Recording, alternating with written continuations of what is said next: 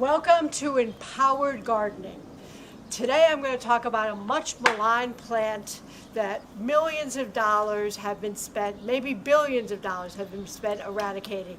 And I want you to realize that it's actually a resource. So I'm going to pick it over today, and yes, it is the ubiquitous dandelion. The most important thing to realize is dandelions have been used so many herbicides and things like that on them, so only harvest them in areas that you know have not been sprayed or touched. So a couple days ago, so these are a little bit now unfortunately some of them have had to be kind of picked over more. So if you can harvest them and eat them right away, that would be better. Now all the parts of the dandelion are actually medicinal and helpful for you. So that's the leaves, the stems, the roots, and the flowers. Now, everybody's probably heard about dandelion wine, at least in a song or two. And dandelion wine is usually made with the flowers. Unfortunately, I have a turtle that lives next door, so when I harvested these, I immediately gave it to him, and I said, oh my goodness, where am I going to find some more flowers? So this is actually the bottom of the flower, and that is going to open up soon. You can see how it's a very complicated flower. It actually grows so well because it doesn't need to have sex, right? This is a plant that clones itself. It's called asexual reproduction. That's probably more than you ever wanted to know, but yes, plants have sex, people. All right, now, when most people find dandelions, they're little tiny flat things, but in California, because we don't really have winter, they can grow huge roots. Now that's a wonderful thing because the roots can be basically dried and ground up and used. In fact, now they even sell it in health food stores for quite a bit of money. So you can make your own. So you would just take the bottom of the roots off and dry that. All right, now this is a much bigger root. You can see that it actually has some other offshoots and things like that. This plant has probably been around for 5 or 6 years. It's not unusual if you don't have really cold in the winter that could happen. They are then perennial.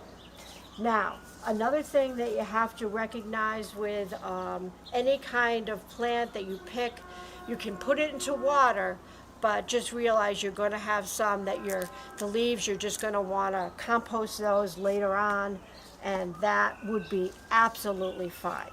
Now, a very young and healthier one, right? Now, dandelions have a little bit of variety when it comes to leaves. So do make sure, if you're not used to plant identification, okay, go to the internet, say, what do dandelion leaves look like, and pick those. If you're really not sure at all and never have seen a dandelion in your life, then I would suggest you look at a lot of pictures of them. Basically, botany throughout the years has really been just looking at what the leaves look like, what the flowers look like, and you can identify things exactly the same way. So this leaf, for example, once I wash it off and everything like that, you can have that raw in a salad.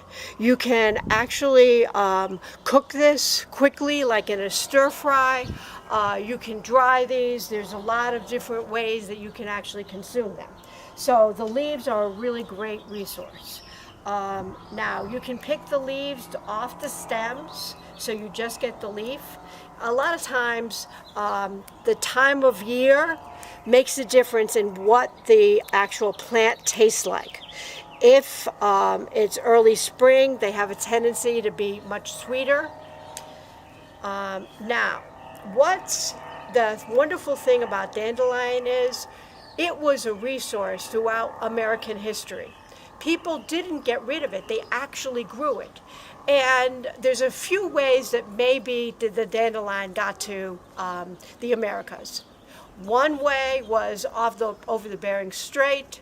It possibly could have come as early as with the Vikings into Newfoundland, because they're all over Canada.